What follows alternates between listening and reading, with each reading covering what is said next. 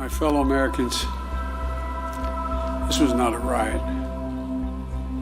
This was a massacre.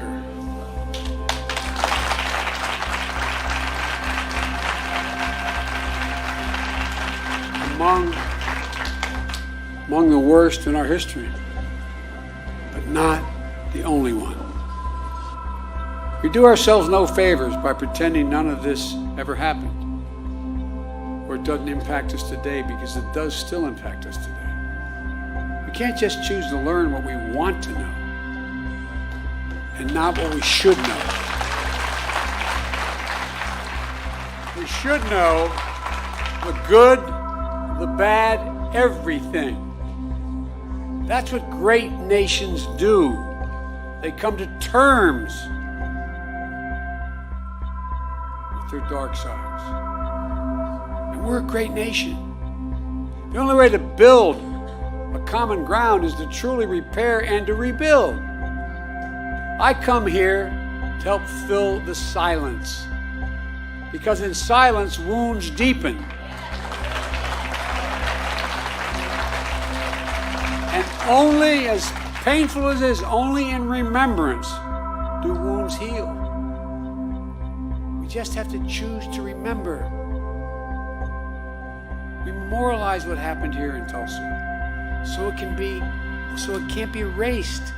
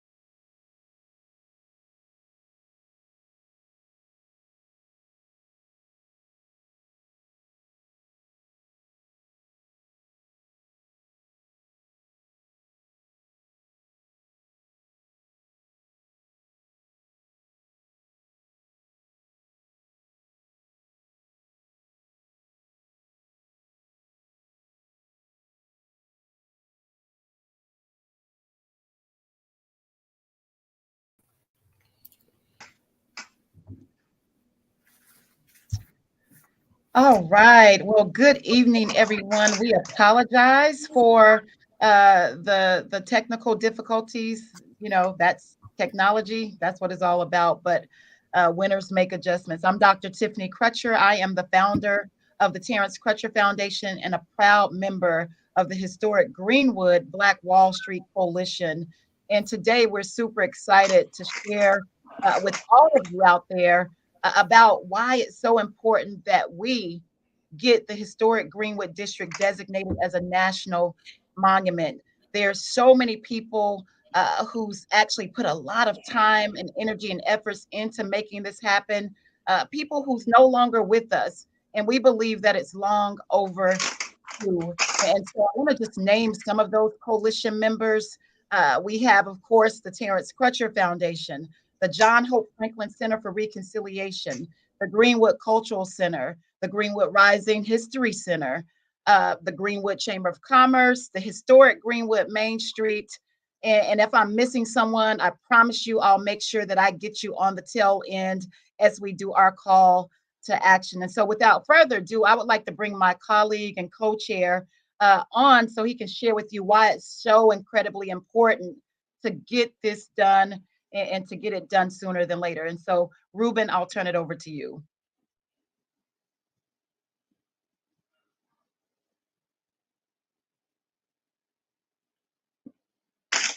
Ruben, before you get started, if you would just unmute your line so we can hear you. Thank you so much.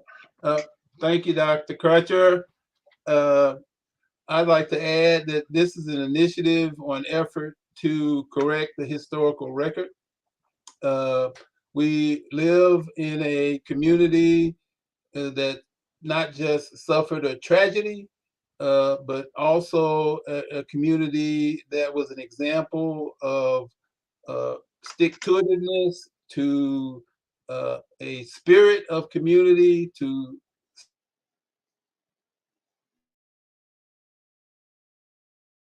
are absent from the annals of American history. And so this effort is to cement Greenwood's and Greenwood's story in the annals of American history, because it's an integral part of the stories of the United States. It has endured silence for a number of years, close to 100. Thanks to Don Ross, it has now become visible and known to the community at large and to the nation. And we need to do our best to cement the Greenwood story in the annals of American history, so it will never be forgotten. And with that, I will turn it back to Dr. Crutcher, or our facilitator. Thank you. Thank you so much for sharing that information, Mr. Gant. And so I would like to now turn it over to Kevin Bryan, who will facilitate this conversation from Equivol Partners. So Kevin, I'll turn it over to you.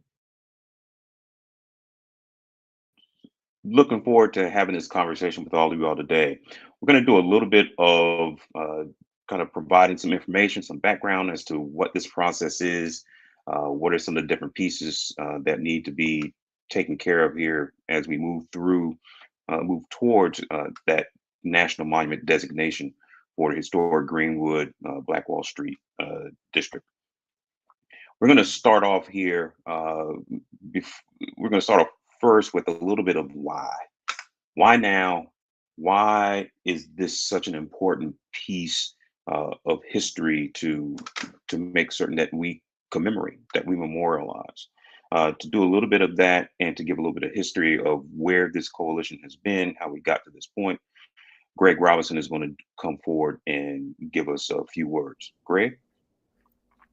Thank you, Kevin. Thank you, Dr. Crutcher, Mr. Gannon, to all of the commission members here.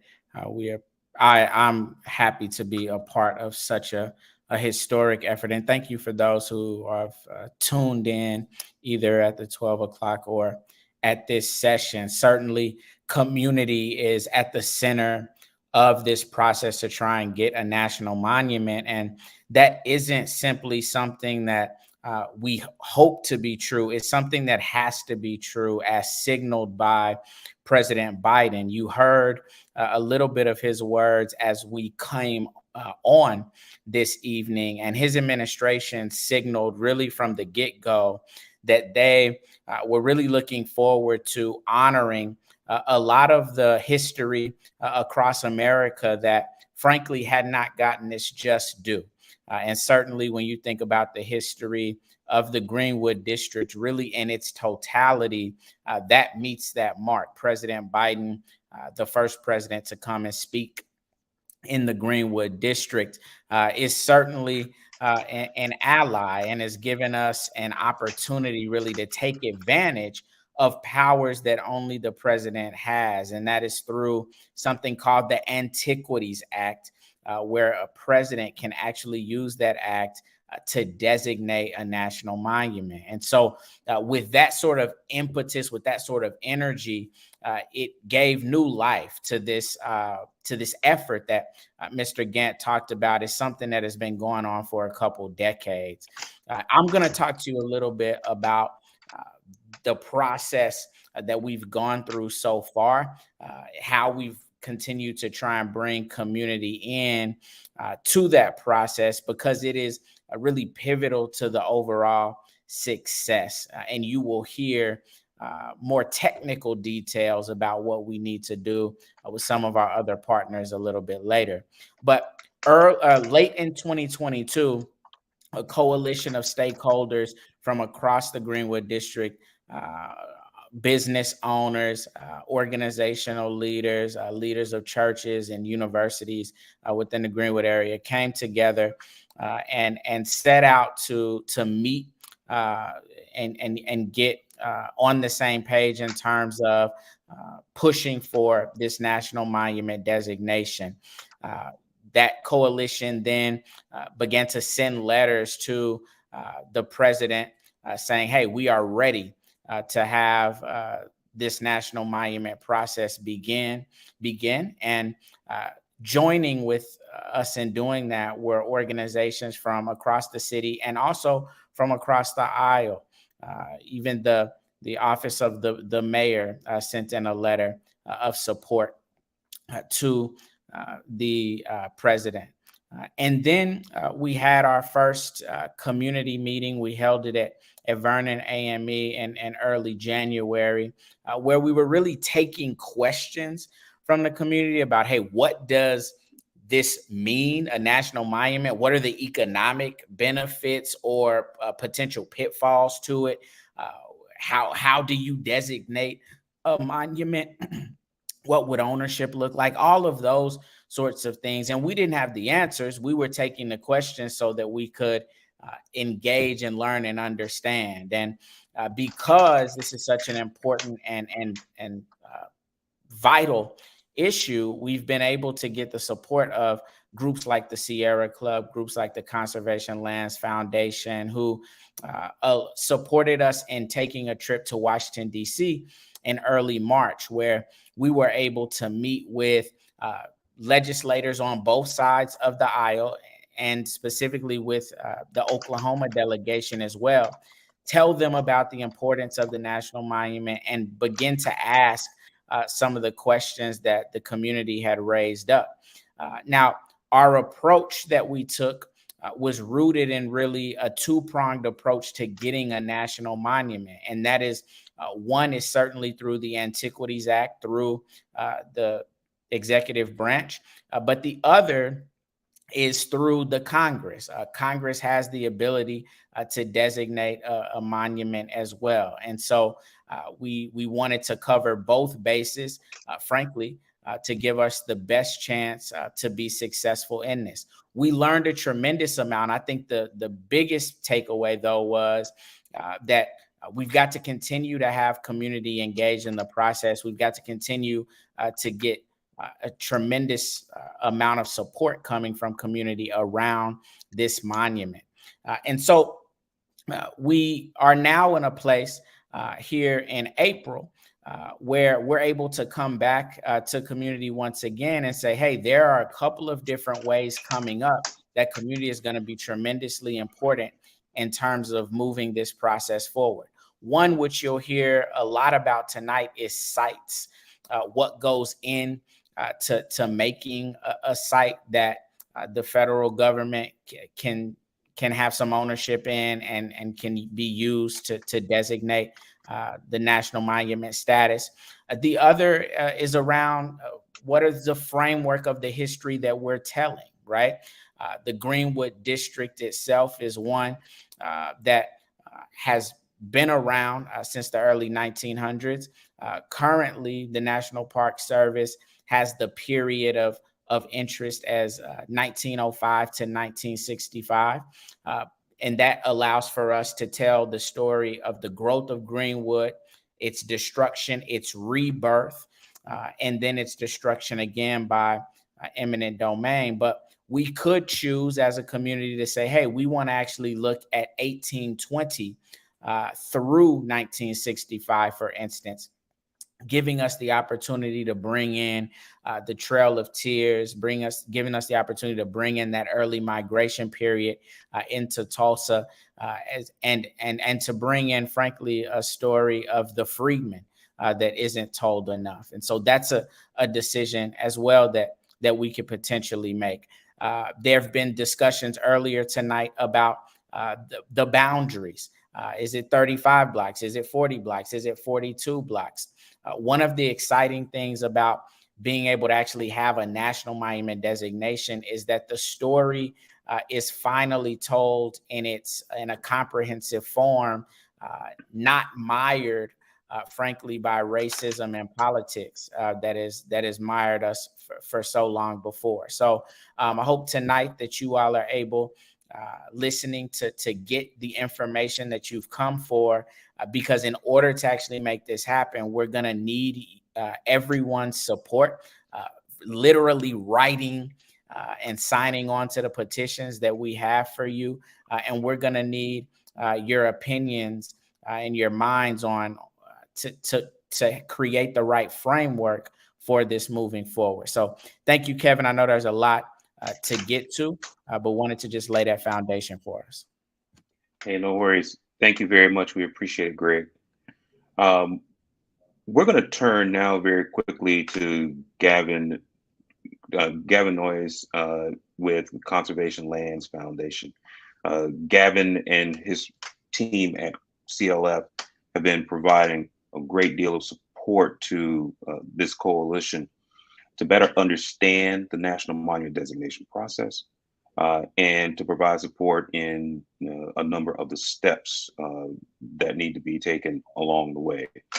He's going to go through a set of slides that tries to explain a little bit more about this process, which is complex and can be confusing, and he's going to try to simplify that.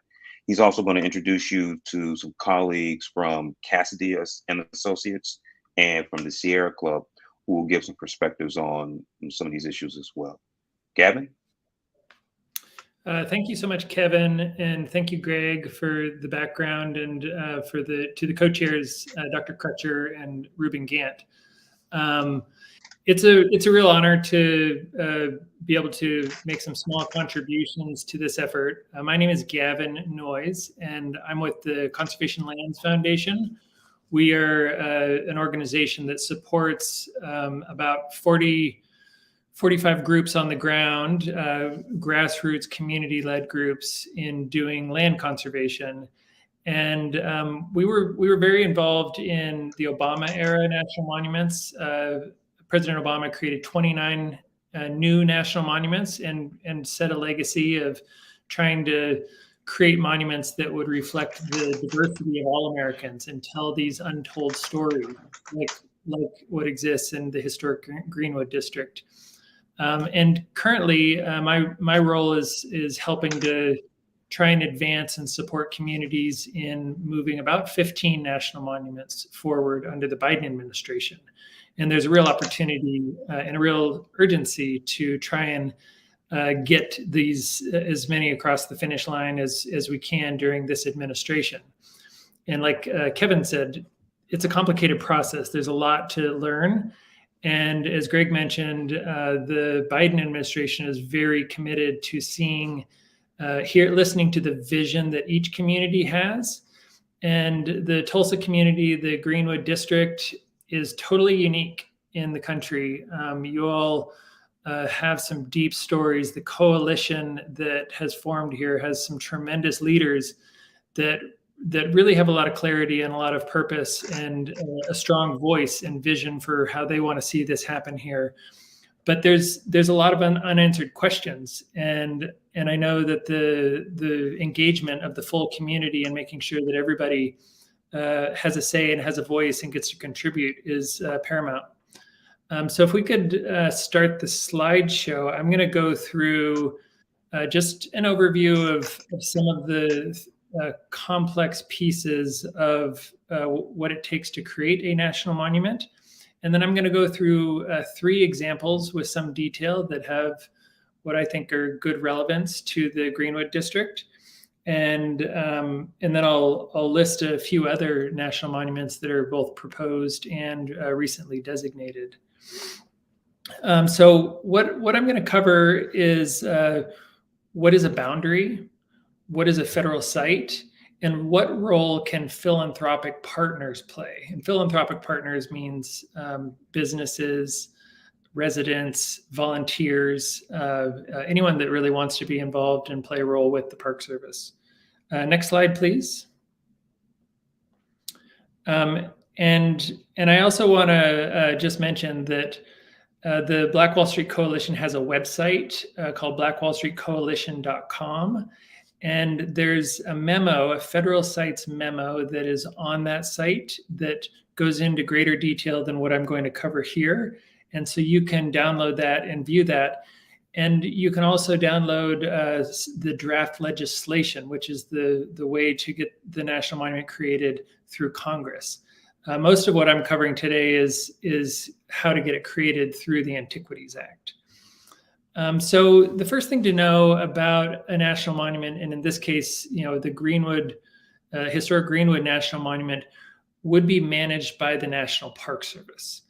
And really, the reason for that is to get recognition from the highest levels of the United States government, and also to set one of the highest standards for how to tell the American story with places like the Historic Greenwood District. There's what struck me in travels in DC, and really since the 100-year anniversary, all the work that you all did to really highlight and recognize the events that happened in Tulsa, is there's probably no bigger event that really captures the tragedies and horrors of racism in our country. And we saw that going around DC. Everyone stood up and they said, "Oh, you're from Greenwood, you're from Tulsa," and they opened doors. And there was really a lot of support. Everyone wanted to help, and I think you're going to see that across the whole country. And so, as you develop this vision for what you want to do here, just know that you can really create this, and I think the community can create it as a whole. So the National Parks Service system has 424 units. They break it up into cultural landscapes, and these are really ways of telling stories. And there might be a couple of web links that scroll through that you can copy and look up what is a cultural landscape, and also what is a philanthropic partner. So do some of this research on your own, and then look at some of the dozens of sites that are relevant to the Historic Greenwood District as you begin to picture what this is going to look like. So a boundary is really the exterior location. That in this case the coalition has been talking about the 35 block region that would define the historical context under which the story of the tragedies and triumphs of Greenwood would be told. But that boundary doesn't have any impact on private property. It doesn't change anything about the location. A federal site is required for the use of the Antiquities Act. And the benefit of the Antiquities Act is the president can do it with his sole discretion through a proclamation, an executive order. But the Antiquities Act requires one federal location, and it can be a piece of property that they own fully, or it can be an easement on a property or on a structure. It must be donated, and it must sit within the Greenwood District. But the interesting thing is it should have an artifact that the Park Service would then preserve, but it can also just be an absence of artifacts. And I'll give you an example of that. And then philanthropic partners are all of you, the community members. It's businesses, it's volunteers, it's people that want to help raise money, it's people that want to donate artifacts, but it's anyone that wants to get involved with the Park Service in telling this story. And you'll see when you do research that quite a bit of the activity in the very successful and well-visited national parks, cultural national parks, that it's the partners that play a really outsized role. It's the community. Next slide, please. So the first site that I'm going to go into is one that I like because it's very simple compared to the Historic Greenwood District, but it has all three components of the boundary, the federal site, and what happens to a piece of private property that was deliberately put inside that boundary. So if you look at the strange shapes, you know, the pentagon and kind of the dark gray area, those that we're looking at the Greenwich District of New York City. So this is one of the densest urban areas in the United States. And this is commemorating a riot and some activism and events that occurred from one location, which happened on this piece of private property. But the lines there are the New York City streets and sidewalks. And so this monument was really set up so that anyone visiting New York City could go and give themselves a self-guided tour of the whole neighborhood. And nothing in the neighborhood changed, but it's a draw that gets people to come in and learn about the riot, learn about the activism and the start of the movement that happened in that location. But to create this national monument, it was required that the federal government receive a donation of land. And so the city, New York City, donated this Christopher Park, which is number 2. It's the triangle on the left. And so the federal government now owns that. The National Park Service manages that park. And this photo on the left, you can see, I think they have one park ranger, which is the woman on the left. And the nonprofits donate volunteers, and they all take care of the park. And they sometimes give tours. The rectangle just above the triangle, which is also part of the National Monument, is a piece of private property. And that is, that's called the Stonewall Inn. And it remained private, but they requested to be inside of the monument. It still functions today as a bar. The Park Service has no jurisdiction there, but it is very much part of the story of Stonewall. And so people can go into the bar, they can have a drink, and have that be a stop on their visit to the National Monument. This monument has a very light touch with the Park Service. You probably won't see any Park Service employees or anybody there except other tourists going to give a self-guided tour. And so this one is interesting just because there are many partners. Many people encourage people to go to this site and give themselves virtual tours. Next slide, please. So this second slide is in Anniston, Alabama, and it's a newly designated in 2017. It's the Freedom Riders National Monument.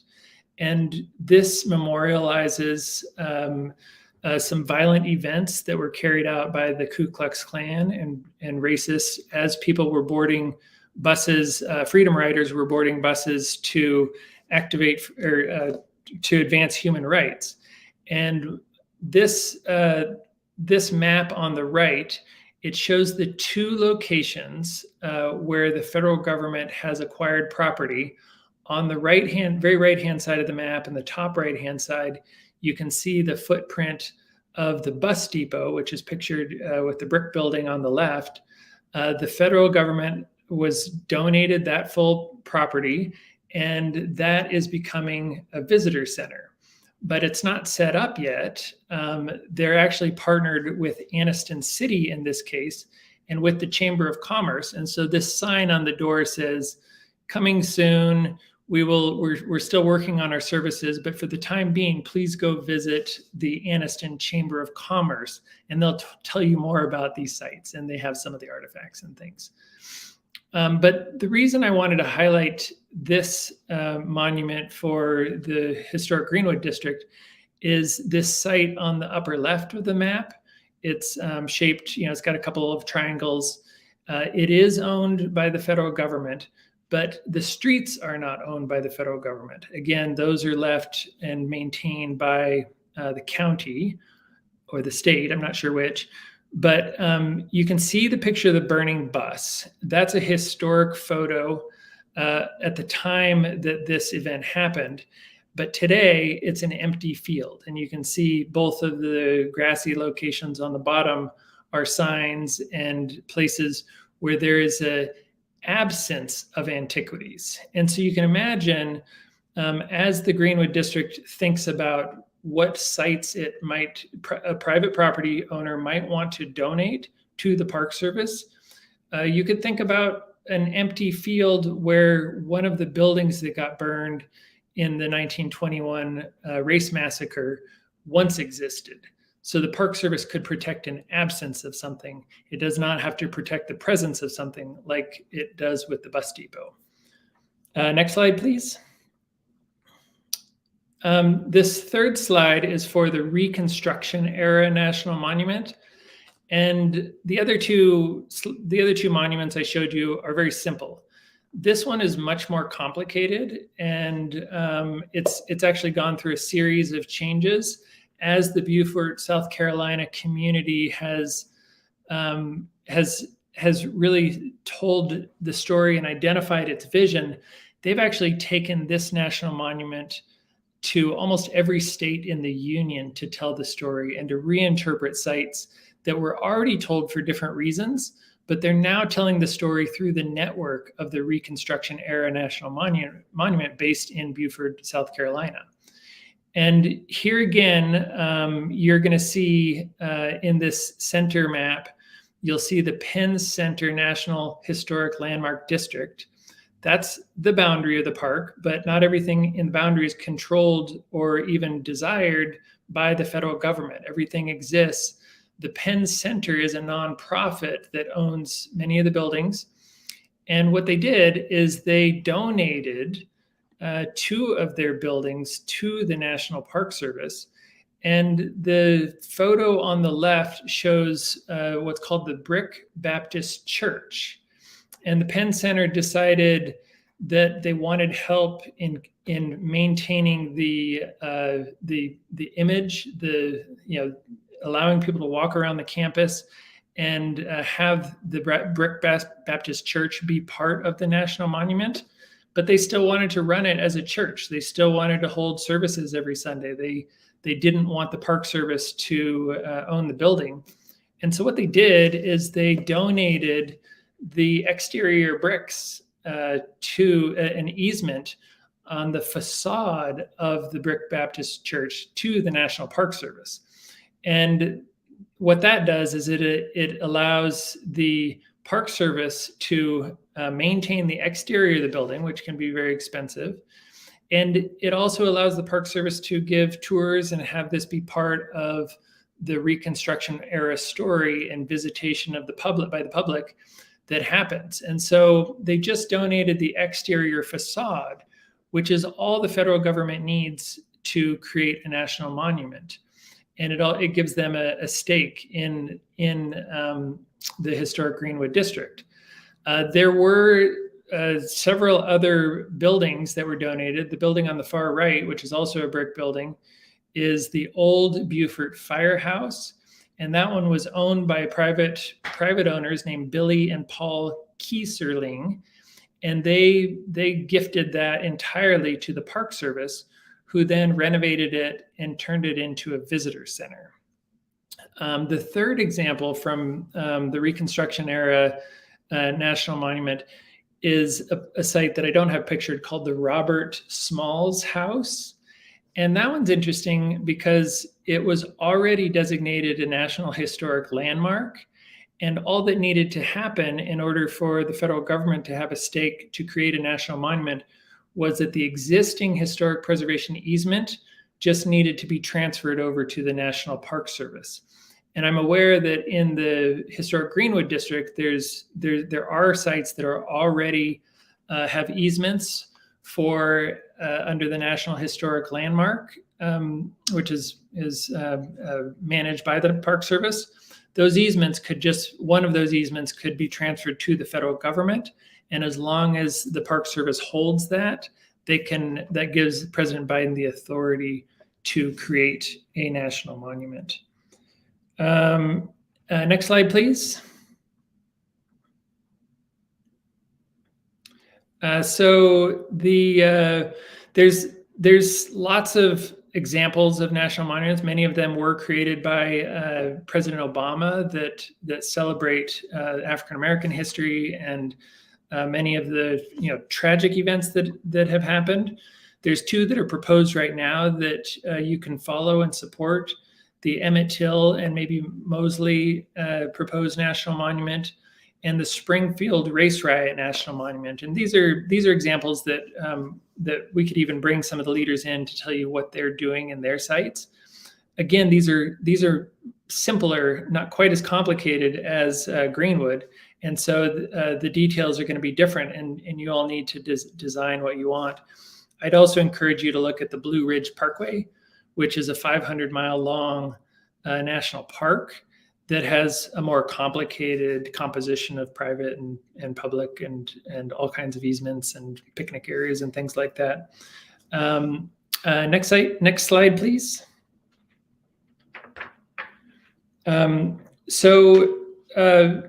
Basically, I just wanted to echo some of what Greg and others said, that the community really needs to be at the center of the creation of this national monument.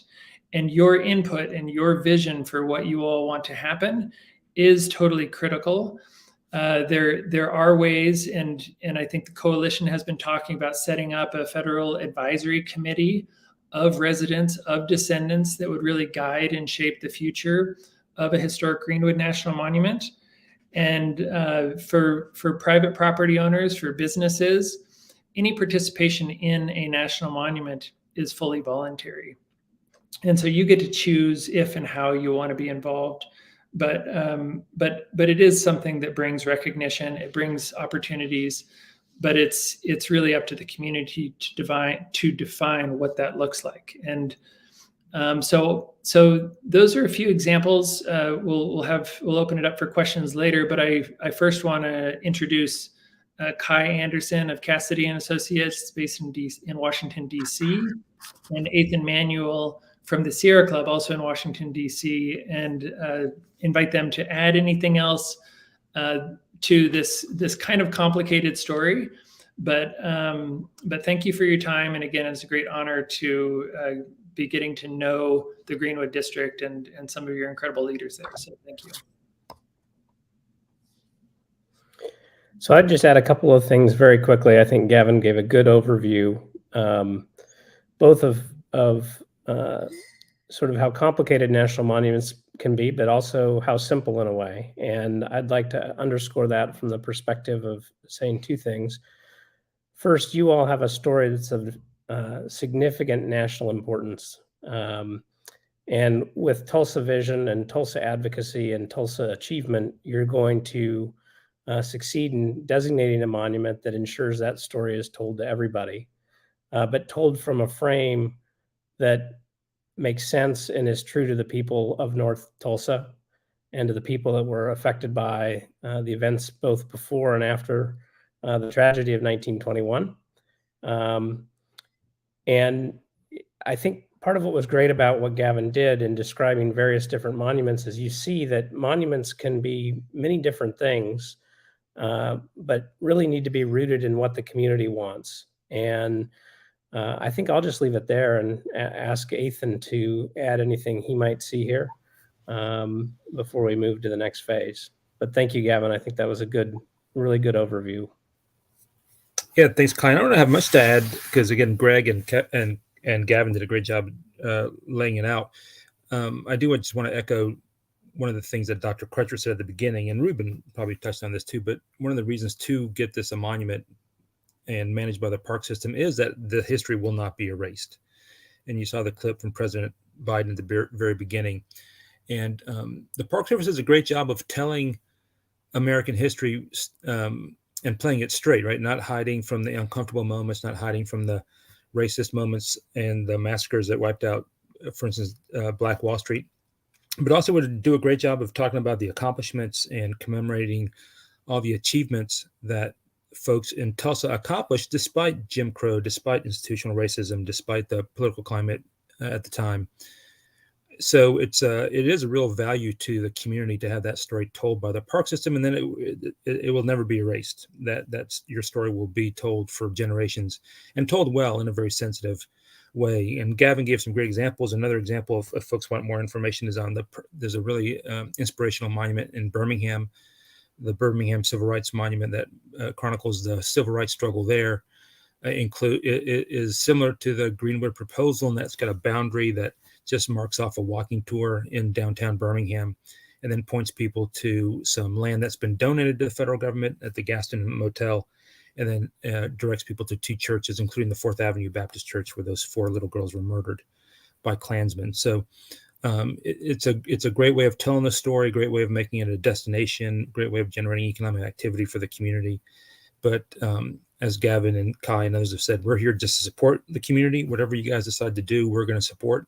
We want to help you guys get this over the finish line, and it's great to be here with such a great coalition of folks like Dr. Crutcher and Ruben and Greg and all y'all participating. So thanks for the opportunity.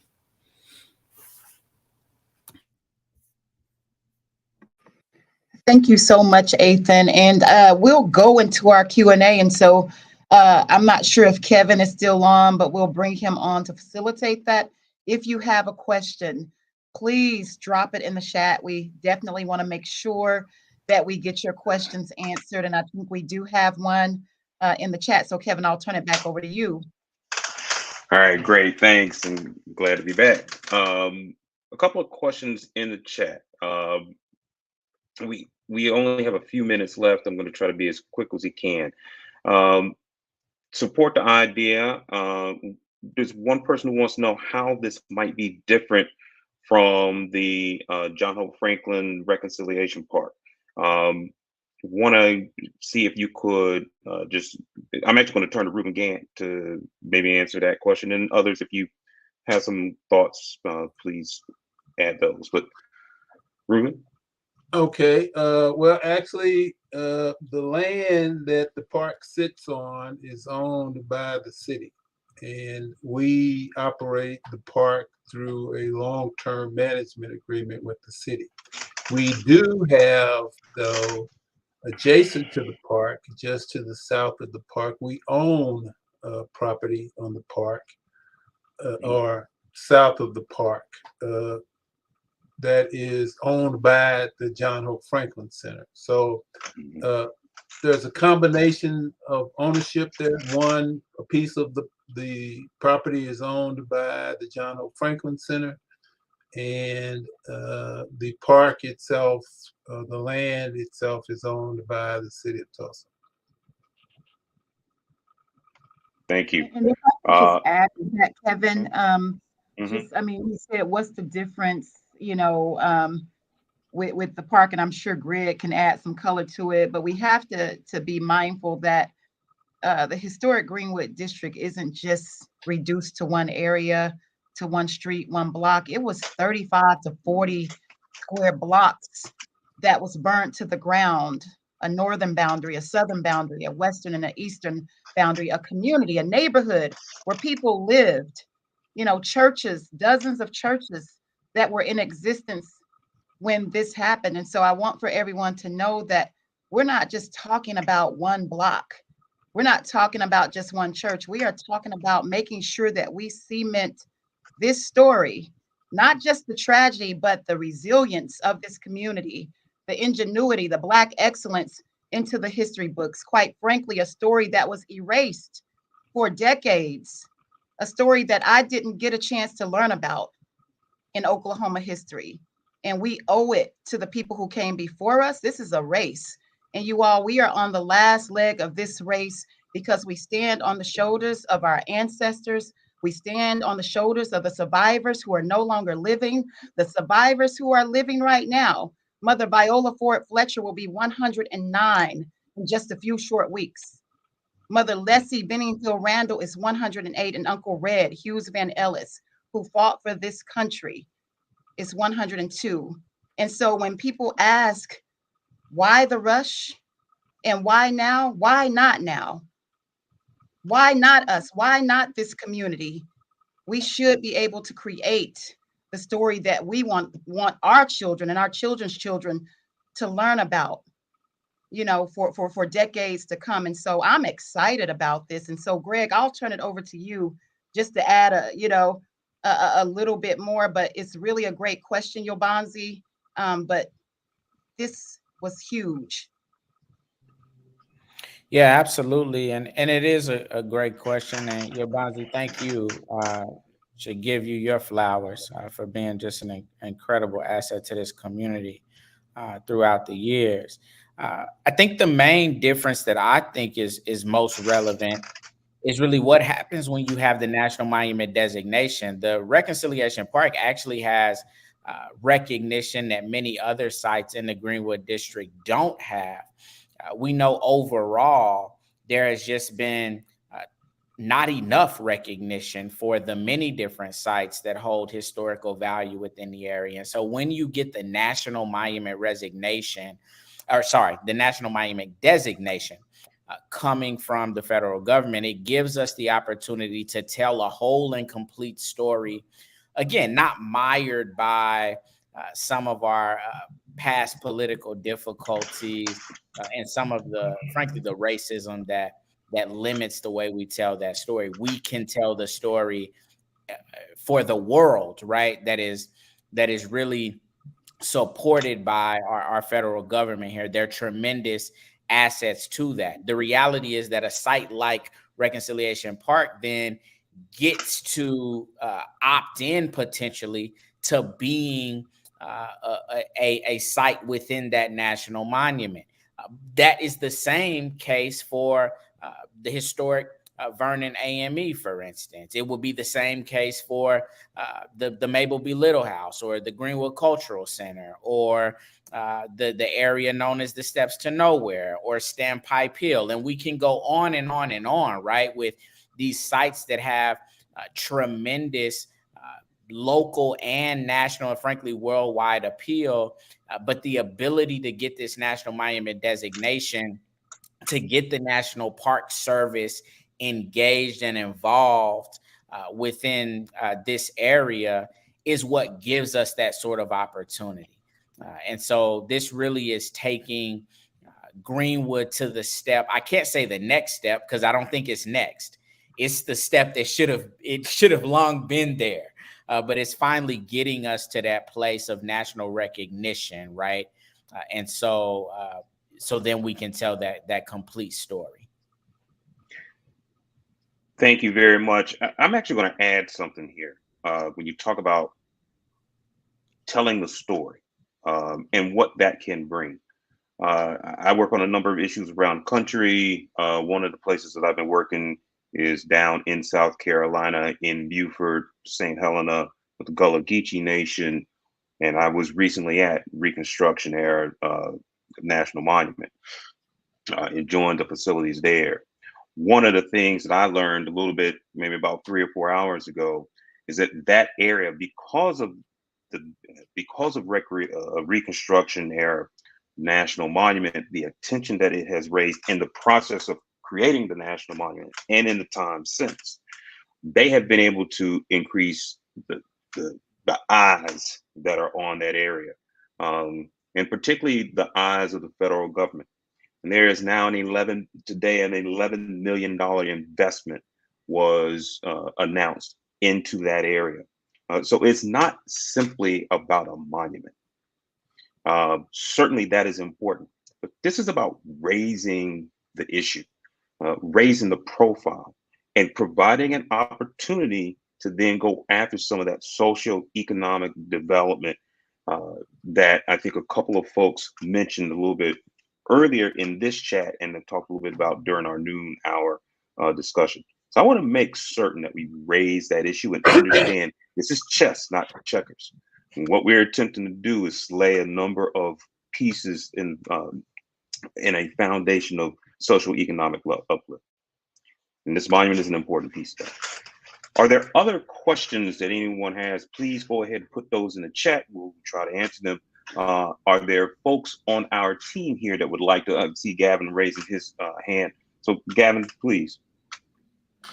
Thank you, Kevin, and thank you, Greg and Ruben Gant and Dr. Crutcher. I do just think there's one other thing to note on that question about John Hope Franklin Park, which is that think about the philanthropic partners. If somebody doesn't want to, say, donate that piece to make the National Monument happen, the federal site just has to be one hook that the federal government can use to create the idea of the National Monument, and then bring in those storytelling resources and really the coordination, the elevation of the profile of the region that Kevin just mentioned that has happened at Reconstruction era. But there's no need and there's no requirement that the federal government own more land than that one little part.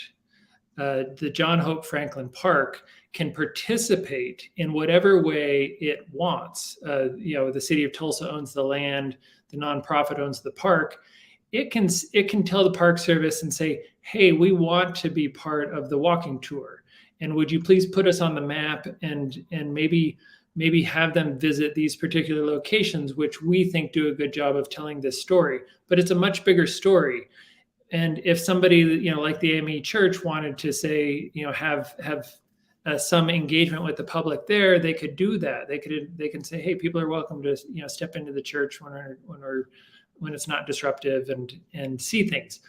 Or if somebody doesn't want to participate, they can say, we don't have any interest, just please don't list us on your materials. We don't want to help tell this story. It's completely voluntary, and there is no requirement that the federal government ever increases its footprint. So I just want to make sure that that's clear and that people don't think that that's a risk that might happen.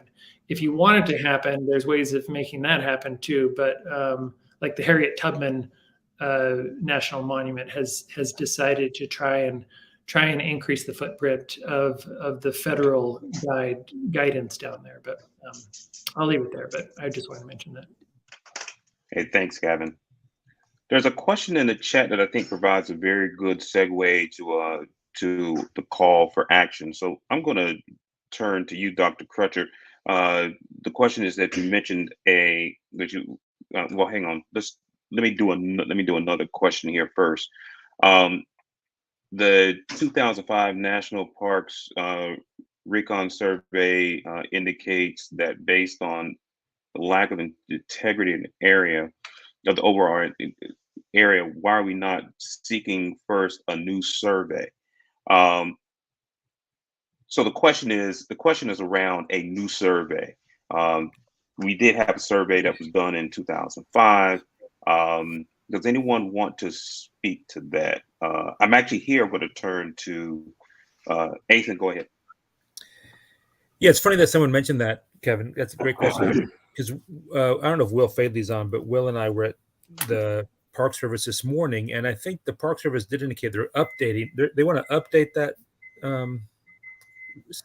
park resource study just to update the language and maybe do a new map. But I think they feel that the values will not change, but they are going to update it a little bit.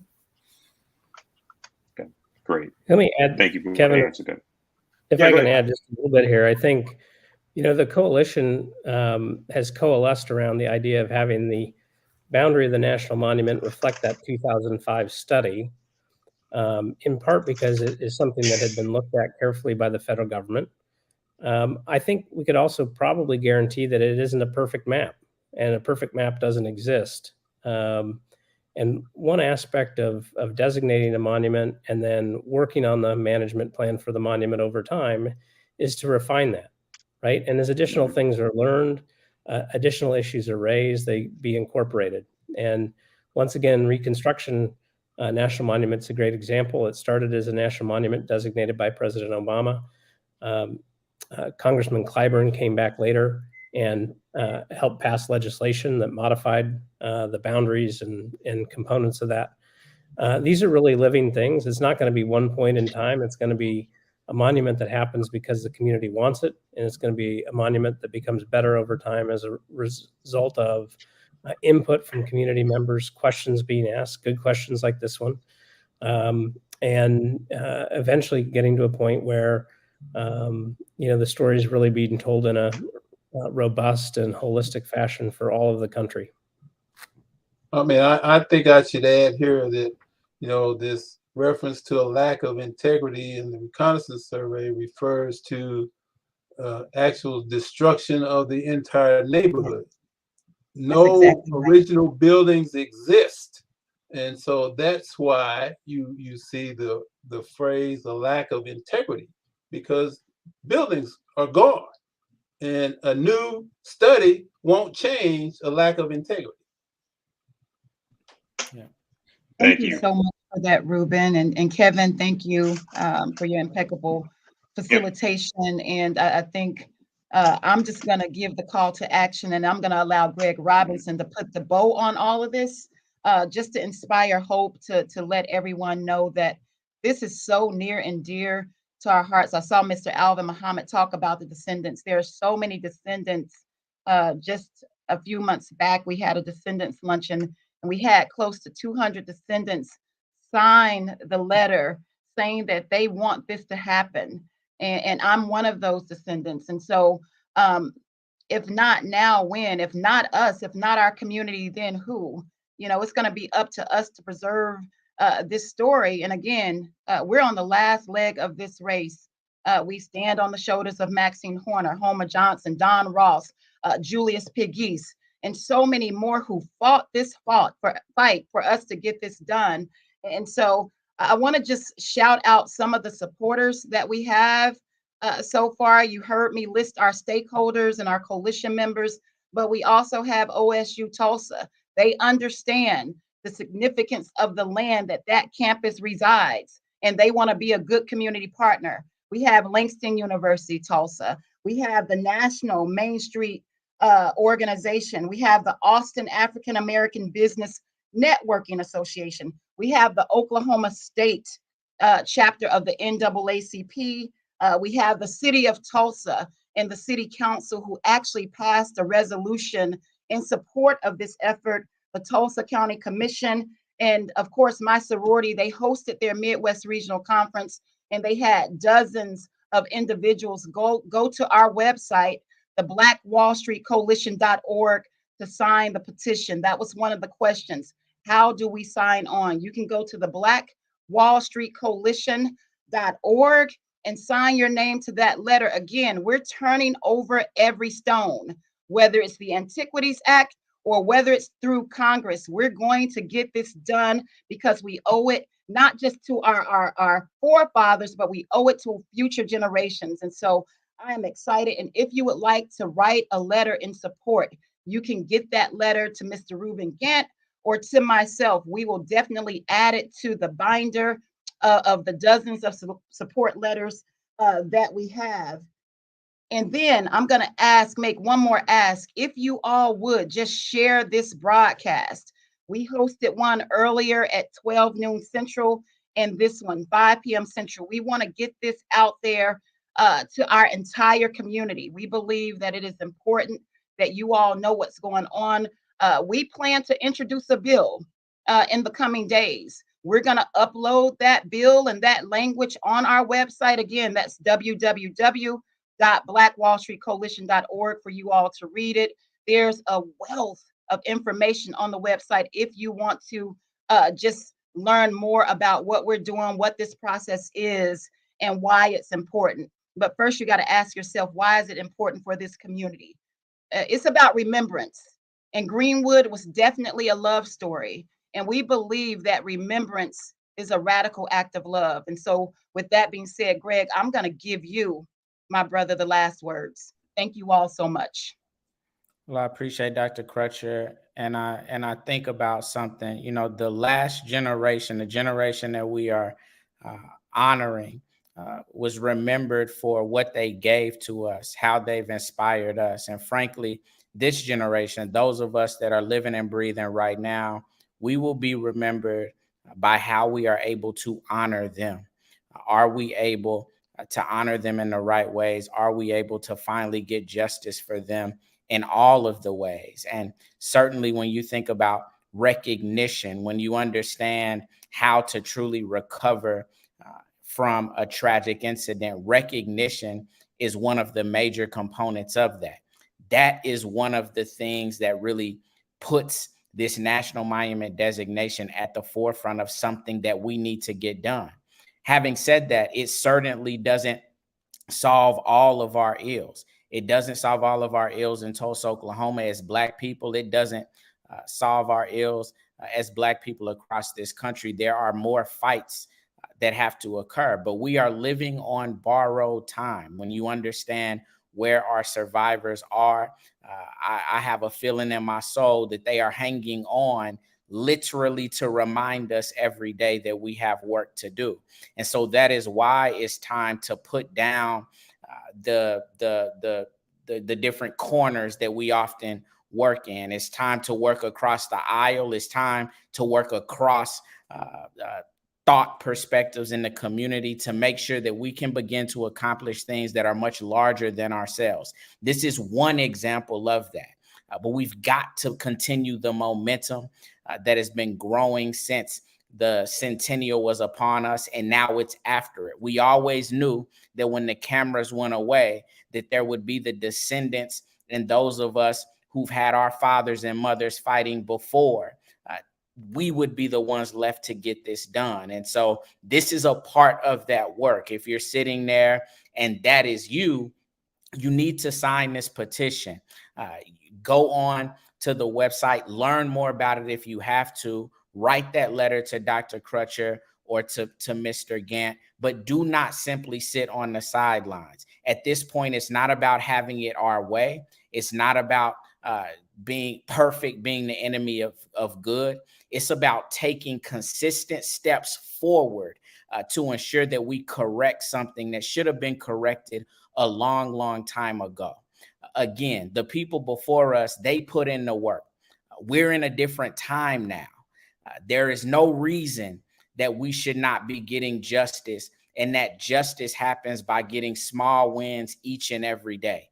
This will be an incredible example of what can happen when a community comes together and is inspired to do better by their past, not mired by it, right? And so that is what this represents. Again, I thank the coalition. I thank, frankly, all of the members of the Greenwood community and the broader community of Tulsa. And it's an honor, really, to be in this place at this time. But make no mistake, we have a responsibility and we have work to do. My fellow Americans, this was not a riot. This was a massacre.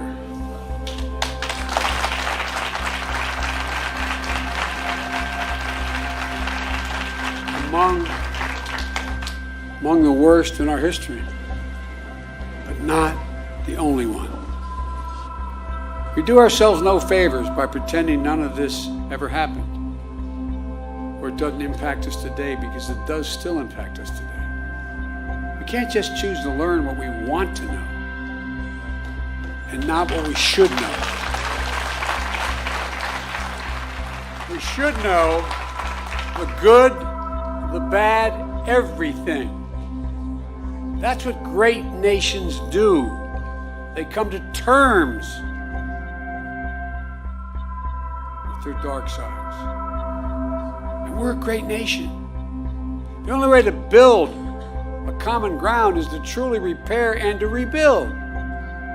I come here to help fill the silence, because in silence, wounds deepen.